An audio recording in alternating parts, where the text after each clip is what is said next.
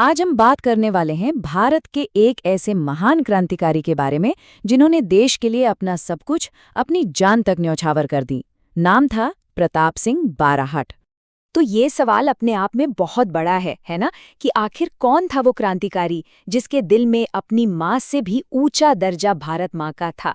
चलिए आज साहस और देशभक्ति की इसी कहानी में थोड़ा और गहराई से उतरते हैं।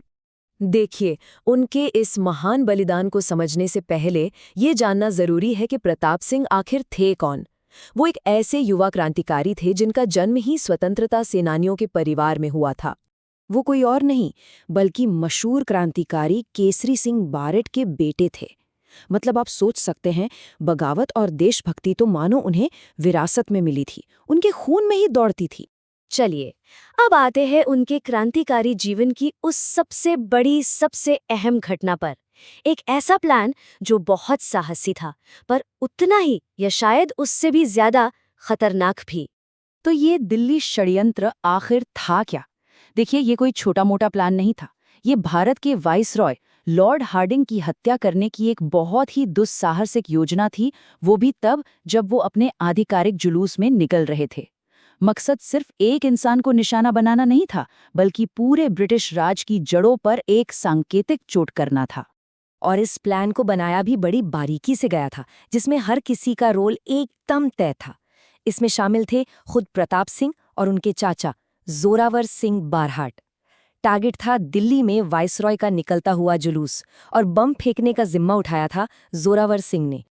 तो इतना बड़ा कदम उठाने के बाद आखिर हुआ क्या?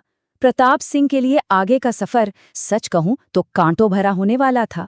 हमले के बाद जो भगदड़ मची, उस अफरा तफरी का फायदा उठाकर वो किसी तरह बच निकले और सीधे सिंध पहुंच गए। लेकिन देखिए, आज़ादी की ये जिंदगी ज्यादा लंबी नहीं चली।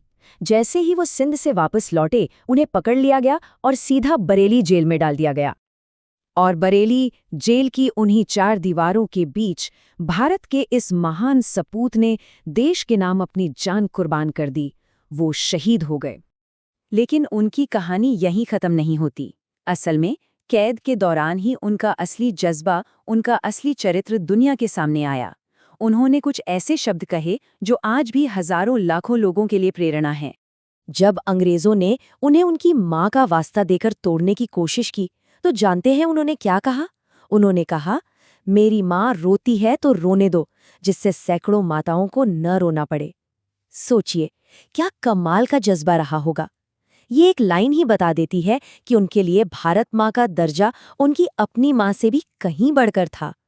तो जो भी इतिहास के विद्यार्थी हैं, उनके लिए इस पूरी कहानी से परीक्षा के लिहाज से क्या-क्या बातें जरूरी हैं, चलिए उनकी पॉइंट्स पर फटाफट एक नजर डाल लेते हैं।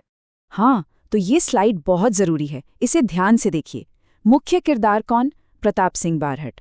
उनके साथ साजिश में कौन थे? उनके चाचा जोरावर सिंह बारहट। निशाना कौन था? Viceroy lord Hardinge. इस घटना को क्या कहते हैं? दिल्ली षड्यंत्र। और एक बहुत जरूरी बात, बम फेंका किसने था? जोरावर सिंह ने। और आखिर में प्रताप सिंह कहाँ शहीद हुए? बरेली जेल में। ये सारे पॉइंट्स याद रखने बहुत जरूरी हैं। और अगर आपको घटनाओं का क्रम याद रखना है तो ये टाइमलाइन सबसे बेस्ट है। देखिए, सबसे पहले योजना बनी, फिर वाइसराय के जुलूस पर बम फेंका गया। इसके बाद प्रताप सिंह बचकर सिंध चले गए, लेकिन वहां से लौटते ही उन्हें पकड़ लिया गया और आखिर में बरेली जेल में उन्होंने अपना बलिदान दे दिया। एकदम सीधा और साफ। प्रताप सिंह की ये कहानी ना हमें एक बहुत गहरे सवाल के साथ छोड़ जाती है कि कैसे सिर्फ एक इंसान का बलिदान करोड़ों लोगों की आज़ादी की वजह बन सकता है। ये एक ऐसा सवाल है जिसका जवाब हमें इतिहास में बार बार मिलता है।